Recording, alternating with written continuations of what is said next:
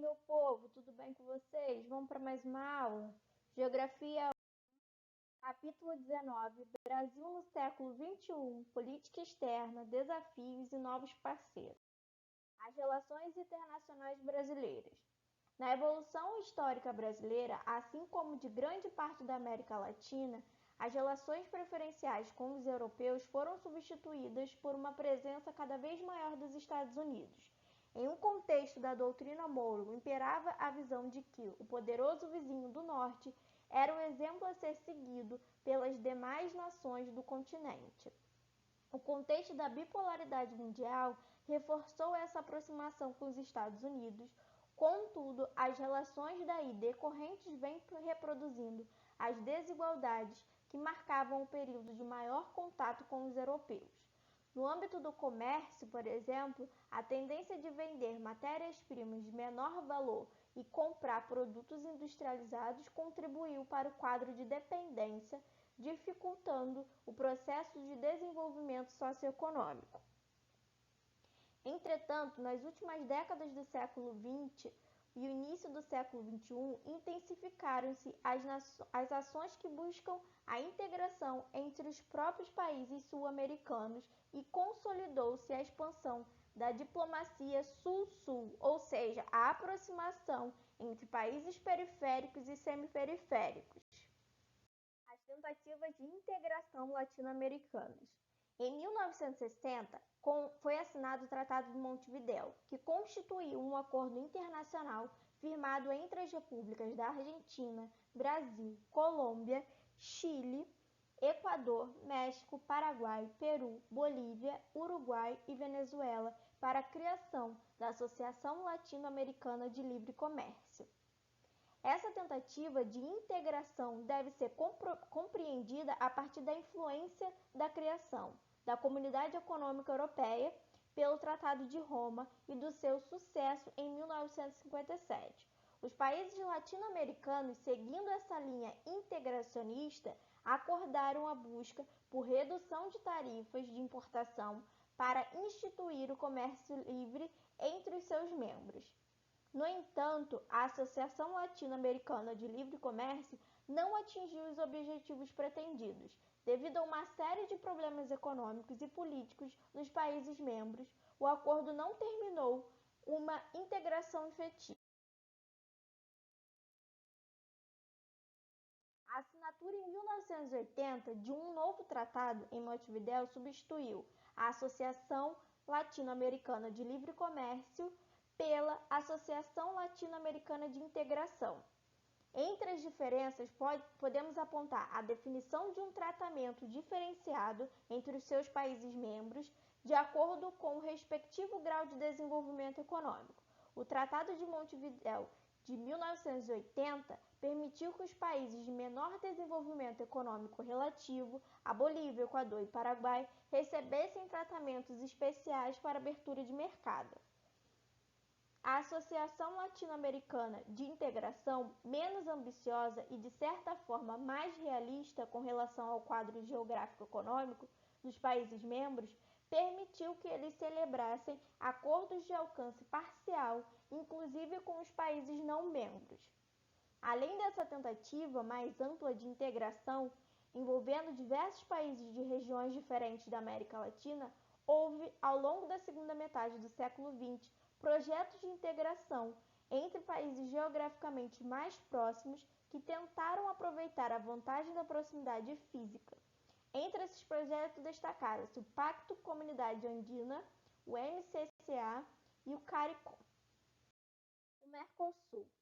O Mercado Comum do Cone Sul, Mercosul, foi criado pelo Tratado de Assunção em 26 de maio de 1991, entre o Brasil, a Argentina, o Uruguai e o Paraguai, visando o estabelecimento de uma zona de livre comércio, com a redução progressiva das barreiras alfandegárias até a sua total eliminação. Além disso, havia o objetivo de uma união aduaneira entre os 4 países membros por meio da criação de uma tarifa externa comum. Segundo as diretrizes estabelecidas desde 1992, a tarifa externa comum deve incentivar a competitividade dos estados partes, estabelecendo níveis tarifários que contribuam para evitar a formação de oligopólios ou de reservas de mercado.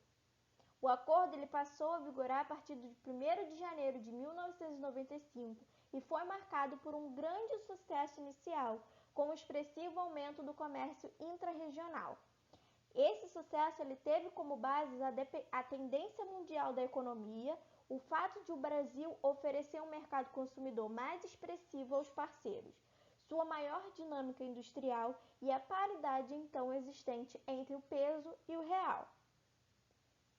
Em 1998, no entanto, uma forte instabilidade financeira mundial determinou a desvalorização do real e uma série de crises entre os dois principais parceiros foram, pois os argentinos passaram a ter mais dificuldade para exportar para o Brasil.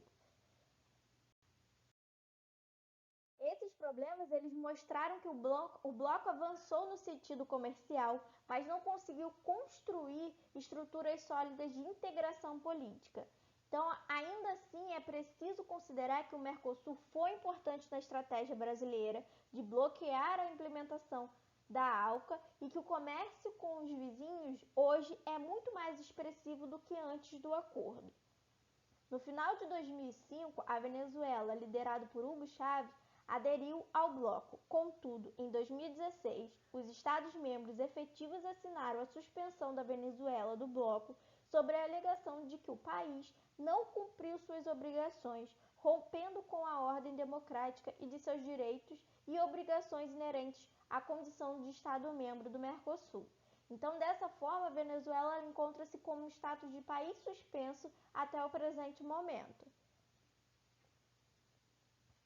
Concretamente, o Mercosul não alcançou os seus amplos objetivos e houve dificuldade em manter a busca por uma efetiva união aduaneira. Por outro lado, considerando as históricas dificuldades de integração entre os países latino-americanos e os avanços obtidos, principalmente no comércio e também em certas medidas de convergência política, o bloco continua sendo relevante para o Brasil. No início do século XXI, consolidou-se numa série de países a percepção de que a chamada nova ordem mundial era extremamente injusta e controlada pelos Estados Unidos e seus principais aliados reunidos no G7, Estados Unidos, Japão, Alemanha, França, Inglaterra, Itália e Canadá, conhecidos equivocadamente como as 7 maiores economias do mundo. Segundo essa percepção, as mudanças no mundo eram cada vez mais notáveis, com o aumento da importância de alguns países e a decadência relativa de força econômica e política de outros. Demonstrando essa situação, o estudo do economista Jim O'Neill apontou o Brasil, a Rússia, Índia e China como áreas preferenciais para investimento com grande potencial para a expansão econômica, dando origem ao agrupamento BRIC, posteriormente ampliado para os BRICS. A partir disso, foi cada vez maior a aproximação entre os países emergentes, aqueles com grande potencial, mas que historicamente não são mais influentes nas principais decisões mundiais. No caso brasileiro, esse movimento envolveu uma redução da importância das tradicionais relações sul-norte e a ampliação das relações com os países latino-americanos, asiáticos e africanos. O fato de a China ser, desde 2009, o maior parceiro comercial do Brasil, ou seja, o país que mais importa produtos brasileiros e de quem o Brasil mais importa produtos, demonstra as importantes mudanças nas relações internacionais brasileiras no mundo. Outro ponto que deve se destacar nesse contexto foi o aumento da importância do G20, grupos que reúnem os países do G7 e os principais países periféricos. As medidas de combate aos efeitos da crise econômica iniciada em 2008 no mercado imobiliário estadunidense foram tomadas numa reunião do G20 em Londres. E o nosso capítulo 20 ele vem falando sobre globalização, a evolução do meio técnico, científico e informacional. A gente pode definir globalização como o processo de integração da economia mundial. E essa integração, com diferentes níveis de intensidade, vem acompanhando a evolução do capitalismo, revelando-se mais ou menos efetiva em razão ao desenvolvimento econômico de cada época. O mundo pós-Segunda Guerra Mundial é marcado por uma grande evolução nos setores de transporte e comunicação, onde facilitou o processo de integração da economia, permitindo a ação de agentes econômicos em áreas cada vez mais distantes, e essa maior facilidade para atingir e atuar em áreas mais distantes costumam ser representadas como o encolhimento do mundo, conforme a imagem apresentada ao lado. A gente tem que destacar que a percepção de distâncias menores está associada à tecnologia que permite que estas sejam percorridas em menor tempo e mais facilmente. Como nem todos os indivíduos têm acesso às mesmas tecnologias, há uma diferenciação cada vez maior na acessibilidade das pessoas. O desejo das empresas de atuar em escala planetária já existia no início do século XIX, porque isso permitiria a ampliação de seus mercados e uma possível queda nos custos. Contudo, foram as invenções nos setores de transporte e comunicações que permitiram que os agentes econômicos concretizassem cada vez mais essa vontade à medida que as distâncias diminuíam. Enquanto em 1500 os portugueses levaram meses para realizar viagens para as colônias na América, no final do século XIX, navios a vapor realizavam esses trajetos em dias e hoje qualquer pessoa que pagar por uma passagem aérea faz esse deslocamento em algumas horas.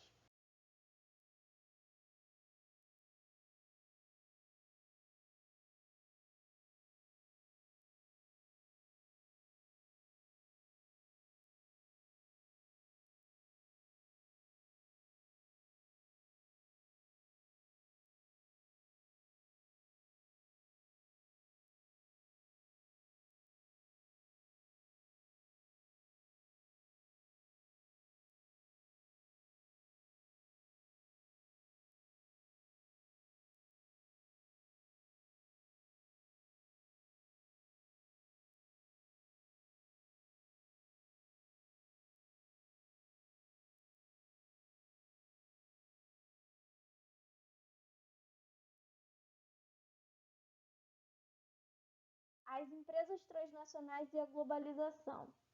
Se for considerado que o processo de integração econômica acompanha a evolução do capitalismo e que fatos como as grandes navegações e a Revolução Industrial são raízes da globalização, porque ampliaram a tendência de conexão entre as áreas, é preciso admitir que a globalização das últimas décadas possui também as próprias características.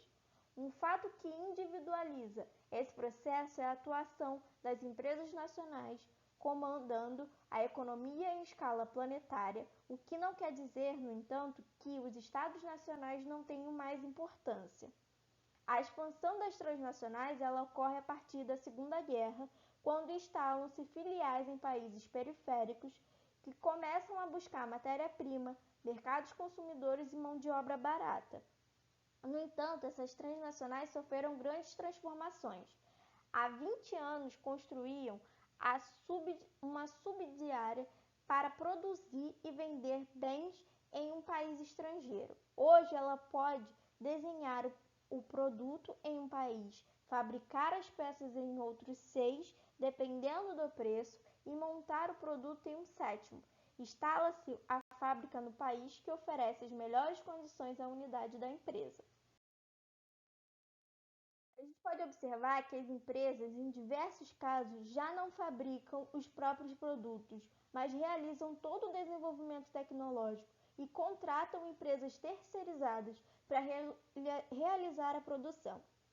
Dessa forma, quando surgem denúncias de más condições de trabalho ou até mesmo de forma análogas à escravidão, essas empresas alegam que o problema ocorre nos fornecedores, eximindo-se da responsabilidade.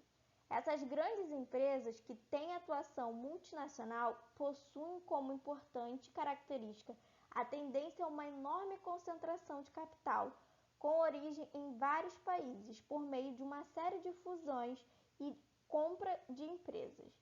Essa situação não era inédita no capitalismo, tendo marcado, por exemplo, o final do século XIX. No entanto, a segunda metade do século XX ganhou características especiais porque atravessou as fronteiras com empresas de diferentes países, formando conglomerados e oligopólios transnacionais.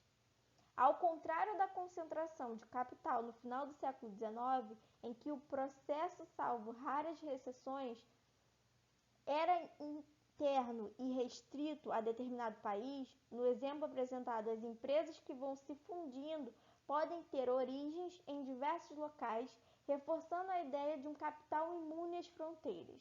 Os oligopólios que se originam desse processo, ou seja, o grupo de pessoas, o grupo de poucas empresas que controlam o setor da economia em questão, não o fazem mais um único país, mas sim no mundo.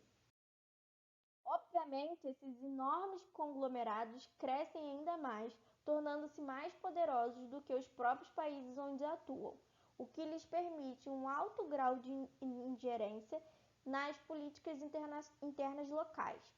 A imagem a seguir compara o tamanho do faturamento anual de algumas empresas em 2016 com os PIBs de alguns países. E é isso, povo. Dúvidas, escrevam nos comentários e até o próximo vídeo.